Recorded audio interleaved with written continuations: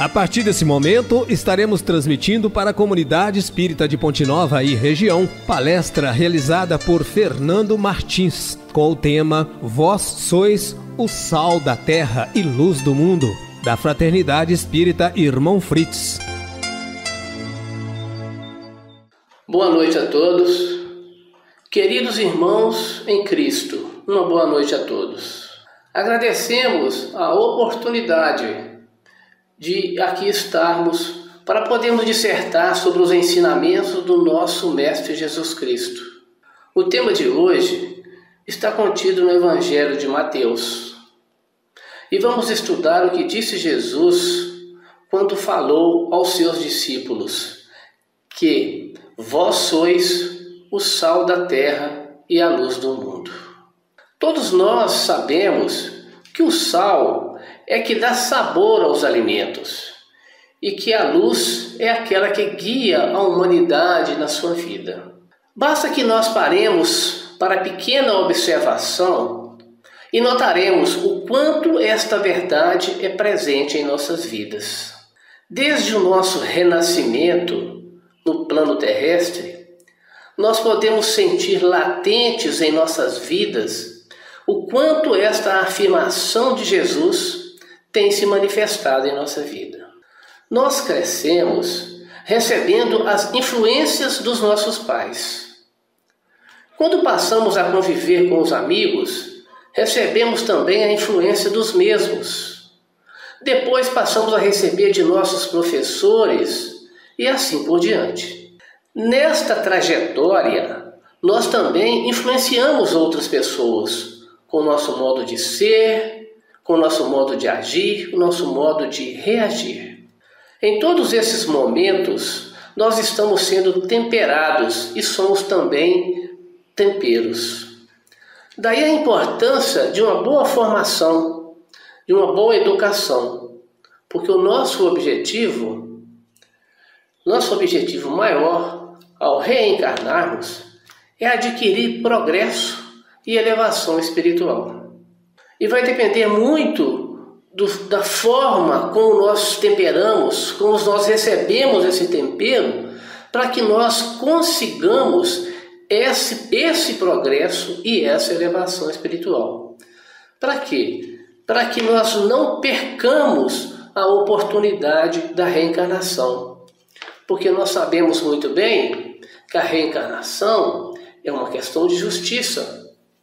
Então, quando nós recebemos a oportunidade da reencarnação, é porque nós sabemos que o nosso passado ele veio carregado de muitos erros, de muitas dificuldades que passamos e que nós acabamos errando, acabamos tropeçando, acabamos atingindo alguns percalços. Então Deus, na sua infinita bondade, na sua infinita misericórdia, nos dá a oportunidade da reencarnação, para que possamos, então, aparar as arestas que tivemos com o mundo, com as pessoas que conviveram conosco em encarnações anteriores, e também para que nós possamos adquirir mais evolução, para que nós possamos adquirir mais progresso, porque nós fomos criaturas simples e ignorantes. E o nosso objetivo é chegarmos aos planos celestes, é chegarmos aos planos celestiais. E para isso, nós precisamos estar preparados, nós precisamos nos preparar. E com isso, nós vamos ter as influências que recebemos, nós teremos que saber filtrar essas influências para que nós possamos adquirir esse progresso, para que nós possamos adquirir essa evolução. Então é importante que nós estejamos sempre atentos, principalmente nas palavras, nos ensinamentos que Jesus deixou para nós quando aqui esteve entre nós há 2000 anos atrás. Com sua bondade, com seu equilíbrio, com a sua força, trazendo para nós a mensagem do amor, trazendo para nós a mensagem do perdão, da caridade, da abnegação. Para quê? Para que nós possamos, então, com esses ensinamentos, com essas virtudes, possamos atingir então o progresso e a evolução. E disse Jesus em sua explanação, em seu ensinamento: vós sois o sal da terra e a luz do mundo. Esse versículo está no Evangelho de Mateus, capítulos 13 e 14. Jesus disse: vós sois o sal da terra e vós sois a luz do mundo. Esse ensinamento diz que os seus seguidores são o sal da terra e luz do mundo. E isto significa que os cristãos são agentes que promovem a verdade do reino neste mundo. O sal tem a função de preservar e dar sabor ao alimento. A luz, por sua vez, tem a função de iluminar as trevas. É interessante notar que Jesus não coloca o cristão como sendo o sal da terra e a luz do mundo de forma condicional. Ele não diz: vocês serão sal da terra e luz do mundo, ou vocês devem ser sal da terra e luz do mundo. Mas ele diz: vós sois salvo da terra e luz do mundo. Isso significa que todo aquele que verdadeiramente é nascido de Deus, necessariamente é sal da terra e luz do mundo. Se alguém se diz cristão, mas sua vida não revela que ele é sal da terra e luz do mundo, então há algo de muito errado nisso. Vejamos melhor esse estudo a respeito das implicações de ser sal da terra e luz do mundo. Vós sois o sal da terra, e se o sal for insípido, com que há de salgar? Para nada mais presta, senão para se lançar fora e ser pisado pelos homens. Essa passagem se encontra no Evangelho de Mateus, capítulo 5, versículo 13. Sabemos que o sal possui muitas características, mas certamente, ao dizer vós sois o sal da terra, Jesus explora suas duas principais características. São elas: sabor e antisséptico. Uma das funções mais importantes do sal nos dias de Jesus era justamente o poder de preservar os alimentos. O sal era a melhor solução para impedir a deterioração dos alimentos. E, além disso, ele servia também como tempero. Mas qual é realmente o objetivo de Jesus ao dizer que seus seguidores são o sal da terra? Assim como o sal, que possui a função de preservação, os cristãos verdadeiros devem estar constantemente combatendo a corrupção moral e espiritual da sociedade. De certa forma, o sal age secretamente, no sentido de que não podemos ver como sua ação preventiva age especificamente. Na maioria das vezes, não podemos distinguir pelo olhar um alimento que foi temperado, mas facilmente podemos senti-lo. Assim também acontece neste mundo. Muitas vezes parece que a ação dos cidadãos no reino de Deus no mundo é nula ou quase invisível. Porém, somente Deus é quem sabe o quão mais perverso e depravado seria neste mundo ímpio, sem a presença, o exemplo e as orações dos santos, que são o sal da terra. E com relação a isso, nós temos vários exemplos que citaremos a seguir, que foram exemplos de irmãos nossos que realmente foram tempero, foram realmente bons, o sal da terra. O sal da terra não pode ser insípido. Mas Jesus também deixa claro que se o sal se tornar insípido, ou seja, sem sabor, para nada servirá. Não temos muita familiaridade com essa observação, porque nos dias de hoje nós estamos acostumados a adquirir o sal já selecionado. Mas nos dias de Jesus, isso realmente não acontecia. Por quê? Porque o sal era retirado principalmente da região do Mar Morto, porém havia alguns pântanos e lagoas naquela região que, pelo contato com o cálcio e outras substâncias, o sal era retirado e adquiria um sabor alcalino. O sal entrava em contato com essas lagoas, com esses pântanos, e adquiria um sabor alcalino, tornando-o inútil. Sim, o sal insípido poderia ser restaurado.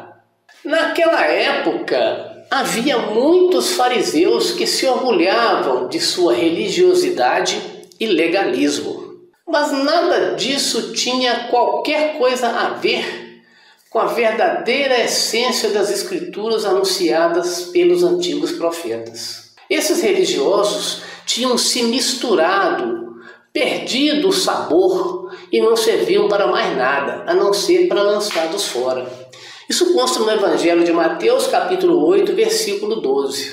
Este é um alerta importante e ao mesmo tempo aterrorizante. Que Deus possa nos guardar do farisaísmo e da religiosidade adúltera que tem tomado conta de muitos que se dizem cristãos. Eles pensam que são sal da terra, mas não passam de uma mistura monótona e sem sabor. Nas palavras de Jesus, só há duas possibilidades. Ou você é sal da terra, ou você é insípido. Nós sabemos, através da história, que quando Jesus foi preso, quando Jesus foi julgado por Pilatos, o próprio Pilatos, ao se dirigir a Jesus, ele disse: eis o homem. Em nenhum momento o Pilatos disse: eis o pecador, eis o terrorista, eis o anarquista. O Pilatos disse: eis o homem. Então o próprio Pilatos respeitava a condição de Jesus. Só que entre a multidão que estava ali para seguir aqueles eventos que Roma prometia a todo ano, toda Páscoa, soltar um prisioneiro, os doutores da lei estavam ali insuflando a multidão. E a gente sabe muito bem que, como era Jesus e Barrabás, então os doutores da lei estavam insuflando a multidão para quê? Para que a multidão votasse pela soltura de Barrabás e pela crucificação de Jesus. Então esses doutores da lei funcionaram naquele momento como sal, só que era um sal insípido, porque eles não sabiam realmente, eles não entenderam realmente a mensagem de Jesus. Eles não entenderam ou não quiseram entender por motivos óbvios ou por motivos ululantes, não importa, mas eles não quiseram saber e estão ainda conectando aquela população, aquelas pessoas, servindo de um mau tempero para que aquelas pessoas pudessem fazer o que fizeram, entendeu? E Pilatos, então, resguardando, lavando as suas mãos, aceitando a decisão daquelas pessoas, então entendeu que Jesus deveria ser crucificado, entendeu? Mas por atitudes também dos doutores da lei insuflando a multidão contra Jesus. Esses são um exemplo de maus temperos. E disse Jesus, certa feita: vós sois a luz do mundo. Não se pode esconder uma cidade construída sobre um monte. Está em Mateus capítulo 5, versículo 14. A gente não acende uma lâmpada e coloca uma tábua, uma bacia para poder cortar a iluminação da lâmpada. Não, se a gente acende a lâmpada é para que a luz possa se expandir, possa espargir e iluminar, ambiente. Da mesma forma, são os cristãos. Da mesma forma, a palavra que Jesus trouxe, primeiramente para os apóstolos, e depois que foi divulgado para os 500 da Galileia e se espalhou pelo mundo e chegou até nós até hoje, é que essa luz, ela tem necessidade de ser difundida. Nós somos a luz do mundo, então nós temos a obrigação de difundirmos a luz, difundirmos as palavras de Jesus. E inclusive quando Jesus disse aos seus apóstolos, vá e pregue os ensinamentos que lhes passei. Se for preciso, use até palavras, que na realidade Jesus entendeu e queria passar para os apóstolos e para todos nós, que mais importante do que as palavras são os exemplos. Mais importante do que as palavras são os nossos atos, são as nossas atitudes. De forma geral, a luz indica o genuíno conhecimento de Deus, a verdadeira felicidade, a justiça, a bondade, as bênçãos da salvação, o deleite. Cristo é a manifestação plena dessa luz. Por isso, o próprio Jesus se apresenta dizendo, eu sou a luz do mundo. Contudo, a luz de Deus manifesta em Cristo é também refletida nos redimidos, tanto coletivamente como igreja, quanto individualmente. Daí vem a declaração de Mateus, que está no seu capítulo 5, versículo 14. Vós sois a luz do mundo. Isso significa que os cristãos são luz em si mesmos. Na verdade, eles são luz do Senhor. Eles não são a fonte da luz, mas são transmissores da luz. Quando Cristo declarou ser a luz do mundo, Ele mesmo explicou, quem me segue nunca andará em trevas, mas terá a luz da vida. Perceba que Ele diz que os seus seguidores recebem a luz. Então, se Jesus Cristo é a verdadeira luz do mundo, os cristãos são também a luz do mundo, por causa de sua conexão com Ele. Enquanto Cristo é a luz do mundo original, os crentes são a luz do mundo no sentido derivado. Um exemplo disso é a relação entre o Sol e a Lua. O Sol é quem possui a luz, mas a Lua brilha porque reflete a luz do Sol. Os cristãos são luz porque refletem a verdadeira luz do mundo. Então, ao dizer aos seus seguidores, vós sois a luz do mundo, Jesus ensina que os cristãos são o instrumento que Deus usa para propagar a luz da salvação em Cristo diante do mundo que está em trevas. A luz não pode ser escondida. Jesus não apenas diz aos crentes, vós sois a luz do mundo. Ele também diz que a luz que eles receberam deve brilhar diante dos homens. Isso é inevitável na vida do verdadeiro cristão. Da mesma forma com que é inevitável que uma cidade construída sobre uma coluna seja visível a todos. Além disso, Jesus também diz que não faz sentido alguém acender uma lâmpada e deixá-la escondida. Portanto, assim como a função de uma lâmpada acesa numa casa é a de iluminar todo o ambiente, a função do cristão como luz do mundo é brilhar essa luz diante dos homens, para que eles vejam suas boas obras. Mas neste ponto, há uma verdade fundamental que deve ser compreendida. As boas obras daqueles que são luz do mundo e que devem ser vistas pelos homens, jamais podem significar honra e glória para si mesmos. Como já foi dito, o verdadeiro cristão entende que sem Cristo ele não pode brilhar. Então, ele não tem dificuldade em compreender que a finalidade dessas boas obras é trazer glória a Deus. Por isso Jesus diz, brilhe a luz de vocês diante dos homens, para que vejam as suas obras e glorifiquem a seu Pai que está no céu. Isso está em Mateus capítulo 5, versículo 16. Queremos agradecer a oportunidade e desejar uma boa noite a todos, muitas felicidades e que nós possamos sermos a luz de Cristo a brilhar com as nossas palavras e, sobretudo, com os nossos exemplos perante aos nossos irmãos. Uma boa noite a todos.